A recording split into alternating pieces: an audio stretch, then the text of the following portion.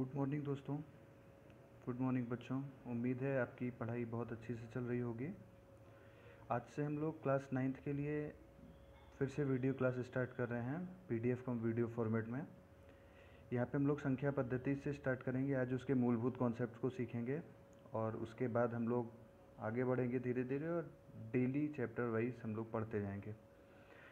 अभी आप लोगों को किताब की कोई ख़ास आवश्यकता नहीं है। आपके पास जो भी पुरानी किताब है आप उससे अपना काम चला सकते हैं, या जो भी आपको किसी से मिल जाए या किसी भी प्रकाशन की, या सबसे बेस्ट होगी एनसीईआरटी की बुक, आप उसको लेके अपना पढ़ाई कंटिन्यू करें। आज हम लोग संख्या पद्धति स्टार्ट करें। संख्या पद्धति से रिलेटेड और भी बहुत सारे वीडियो भेजे जा चुके हैं, लेकिन आज से जो भेजा जा रहा है इसकी आपको नोट्स बनानी है अच्छे से। आपने पहले भी नोट्स बनाई होगी, आप उसी नोट्स को अपडेट करते जाएं। जो आपको इसमें नया लगे आप उस नोट्स में इस नई बात को शामिल कर लें और अपनी पढ़ाई को जारी रखें। ऑनलाइन पढ़ाई में भी अपनी गंभीरता को बढ़ाने की कोशिश करें दिन प्रतिदिन, और अपने घर वालों से भी रिक्वेस्ट करें कि वो आपका सहयोग करें हर काम में, खास करके ऑनलाइन माध्यम से पढ़ाई करने में। और फिर वीडियो स्टार्ट करते हैं पढ़ाई के लिए। चलिए संख्या पद्धति आज से हम लोग पढ़ना शुरू कर रहे हैं। Thank you. हाँ, तो यहाँ पे हम लोग आज से स्टार्ट करेंगे संख्या पद्धति पढ़ना। इसमें हम लोग आज खास करके सीखेंगे विभिन्न प्रकार की संख्याएं कौन कौन सी हैं। ये वीडियो प्रेजेंट कर रहा हूँ मैं आशीष कुमार सिंह। आप ध्यान से वीडियो को देखते जाइए, आगे आपको सारी बातें अच्छे से समझ में आ जाएंगी। नेक्स्ट बात आती है सबसे इम्पोर्टेंट कि प्राकृतिक संख्याएं किसको कहते हैं। तो प्राकृतिक संख्याएं आपको नेचुरल नंबर्स अच्छे से पता होगा कि एक से लेके जितनी भी काउंटेबल संख्याएं हैं, 1 2 3 4 5 6 100 200 500, सबके समूह को क्या बोला जाता है? प्राकृतिक संख्या बोला जाता है। इस सेट को n से रिप्रेजेंट करते हैं और इस सेट में, इस समूह में 1 2 3 4 से लेकर अनंत तक की संख्याएं आती हैं। आई होप आपको अच्छे से समझ में आ गया होगा। सेकंड पॉइंट आता है कि पूर्ण संख्या किसे कहते हैं। तो सभी प्राकृतिक संख्याओं के समूह में अगर हम ज़ीरो को भी शामिल कर लें तो मतलब ज़ीरो प्लस नेचुरल नंबर बन जाता है पूर्ण संख्या। तो ये पूर्ण संख्याओं का समूह कहलाता है। जीरो के साथ प्राकृतिक संख्या को शामिल कर लें। इसे W से लिखते हैं, क्यों? क्योंकि इसकी इंग्लिश होती है होल नंबर। इसमें 0 से लेके 1 2 3 4 आगे जितने भी नेचुरल नंबर्स होते हैं वहाँ तक ये असीमित होती हैं। प्राकृतिक संख्याएं भी, पूर्ण संख्याएं भी। सबसे छोटी प्राकृतिक संख्या पूछा जाएगा तो आपका आंसर होगा 1, लेकिन सबसे छोटी पूर्ण संख्या पूछा जाएगा तो आपका आंसर होगा 0। आप यहाँ से देख पा रहे होंगे अच्छे से। नेक्स्ट बात आती है पूर्णांक किसको कहते हैं। तो पूर्णांक मतलब जितने भी प्राकृतिक संख्याएं हैं वो तो रहेंगी ही रहेंगी, जीरो मिड में रहेगा, और जितने भी प्राकृतिक संख्याएं हैं उनके निगेटिव को भी हम इसमें इंक्लूड कर लेते हैं। मतलब -1 -2 -3 -4 -5 से लेके 0 और आगे 1 2 3 4 5 6 अनंत ये भी हैं। इनको Z से रिप्रेजेंट किया जाता है। इसमें ऋणात्मक पूर्णांक, धनात्मक पूर्णांक और ज़ीरो तीनों को मिला के हम इसको बनाते हैं। आई होप आपको ये तीनों पॉइंट अच्छे से समझ में आ गया होगा। आप इसको अपनी नोटबुक में भी लिख लेंगे कि प्राकृतिक संख्या, पूर्ण संख्या और पूर्णांक क्या है। आगे बढ़ते हैं। सबसे पहले नेक्स्ट बात आती है सम संख्याएँ क्या हैं। तो सम संख्याएँ आपको अच्छे से मालूम है कि वो संख्याएँ जो 2 से पूर्णतया विभाजित हो जाती हैं।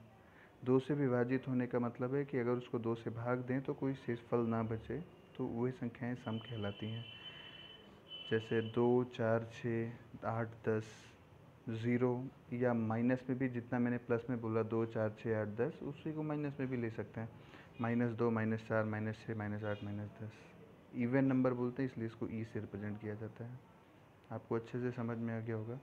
अगर मैं सम प्राकृतिक संख्या बोलूँ तो सम वाली क्वालिटी होगी और उसमें प्राकृतिक संख्या की क्वालिटी होगी। ज़रा यहाँ पे देखिए तो ये पूर्णांकों वाला नंबर भी आ गया है, पूर्ण संख्या भी आ गई है। तो अगर हम सम प्राकृतिक संख्या बोलते हैं तो इसमें क्या रहेंगी? वे सम संख्याएँ जो प्राकृतिक भी हैं। तो मतलब जीरो तो प्राकृतिक है नहीं, जीरो तो पूर्ण है। तो 2 4 6 8 10 12 14 ऐसे ही आगे बढ़ता जाएगा। अच्छा, -2 क्यों सम प्राकृतिक संख्या नहीं है? आपको पता होगा क्योंकि वो प्राकृतिक संख्या नहीं है बल्कि पूर्णांक है। नेक्स्ट नंबर, आई होप आपको अच्छे से समझ में आ रहा होगा। नेक्स्ट नंबर आता है विषम संख्याएं किसको कहते हैं। तो जो 2 से विभाजित ना हो, अगर 2 से विभाजित नहीं होगी तो 2 से भाग देने के बाद कुछ ना कुछ शेष मिलेगा, वे क्या कहलाएंगी? विषम संख्याएं कहलाएंगी। जो भी सम संख्याएं को हटाने के बाद पूर्णांकों में नंबर्स बचते हैं वही क्या कहलाते हैं, विषम संख्याएं कहलाते हैं। विषम संख्याओं में भी हम विषम प्राकृतिक संख्या डिफाइन कर सकते हैं। ऐसे विषम संख्याएं जो विषम प्राकृतिक संख्याएं भी हों, जैसे 1, 3, 5, 7, 9, 11, 13। अच्छा, जीरो क्यों नहीं है, जीरो को हम सम मानते हैं। दूसरी बात, -1, -3, -5 विषम प्राकृतिक क्यों नहीं है, क्योंकि ये पूर्ण संख्याएं पूर्णांक में आता है। तो आई होप आपको ये बात अच्छे से समझ में आ गई होगी। ये बड़ी इंपॉर्टेंट बात है। अभाज्य संख्याएं किसको बोलते हैं, प्राकृतिक संख्याएं वे जो केवल एक और स्वयं से विभाजित हों उन्हीं को बोला जाता है अभाज्य संख्याएं, प्राइम नंबर्स, जैसे 2, 3, 5, 7, 11। 9 क्यों नहीं है, क्योंकि 9 3 से भी कटता है, 9 से भी कटता है, 1 से भी कटता है। दूसरे शब्दों में हम कह सकते हैं कि ऐसे संख्याएं जिनका केवल 2 गुणज हो, 2 से ज़्यादा गुणज हुआ तो वो प्राइम नंबर्स नहीं रह जाएंगे। तो फॉर एग्जांपल 2, 3, 5, 7, 11, 13 ऐसे ही हम आगे ले सकते हैं। 2 एकमात्र ऐसी अभाज्य संख्या है जो सम है। मोस्ट इम्पोर्टेंट क्वेश्चन, सबसे छोटी सम अभाज्य संख्या पूछा जाए तब भी आंसर 2 होगा। सबसे छोटी सम अभाज्य संख्या पूछा जाए तब भी आंसर 2 होगा। सबसे छोटी अभाज्य संख्या पूछी जाए तब भी आंसर 2 होगा। अब यहाँ पे कुछ मोस्ट इम्पॉर्टेंट पॉइंट्स लिखे हैं, ये बड़े इंपॉर्टेंट है, इसकी मैंने बीच बीच में डिस्कशन भी किया। ध्यान से देखिए, जीरो ना तो धनात्मक संख्या है ना ही ऋणात्मक, बहुत इंपॉर्टेंट बात।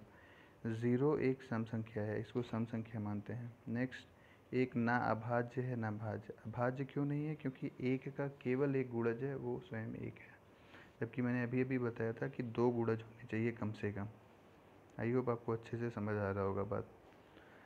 2 सबसे छोटी अभाज्य संख्या है, अभी अभी मैंने डिस्कस किया। 2 ही एकमात्र ऐसी संख्या है जो सम भी है और अभाज्य भी है। ओके, नेक्स्ट, आज तक खोजी गई सबसे बड़ी अभाज्य संख्या 2 टू द पावर 7420728 -1। इसमें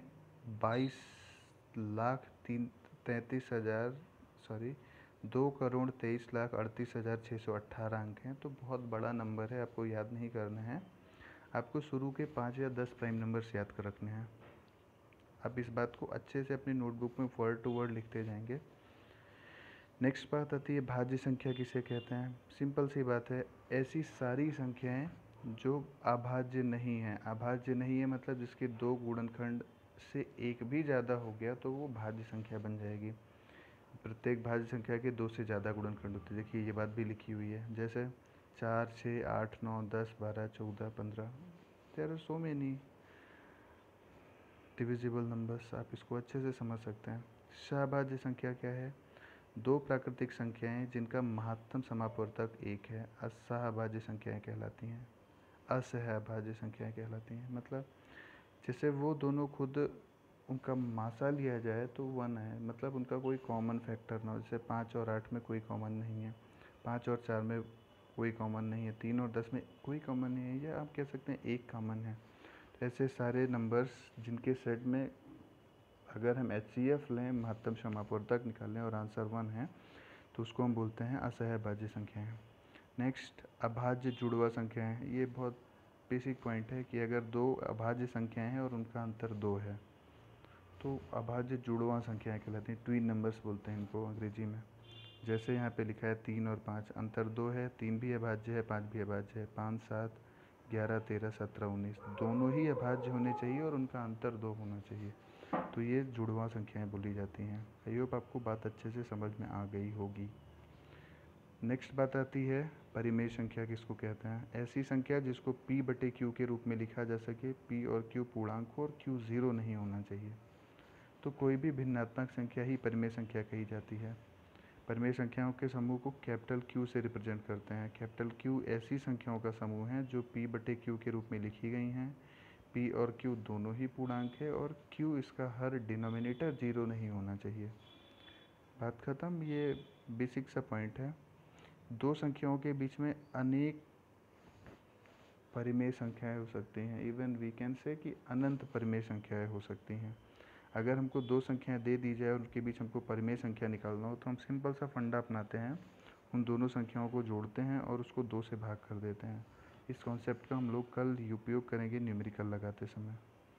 तो ये थी संख्याओं की कुछ खास बात। आप यहाँ तक संख्याओं को अच्छे से पढ़ लीजिए और अपनी नोटबुक में लिख लेंगे, और जहाँ से भी आप लेट लतीफ़ पढ़ना शुरू कर रहे हैं, और आज से अपनी बेहतरीन नोट्स बनाना और उसको डेली बेसिस पे रिवाइज़ करना ना भूलें, और आप उसको मेरे पर्सनल व्हाट्सएप नंबर पे ज़रूर भेजें।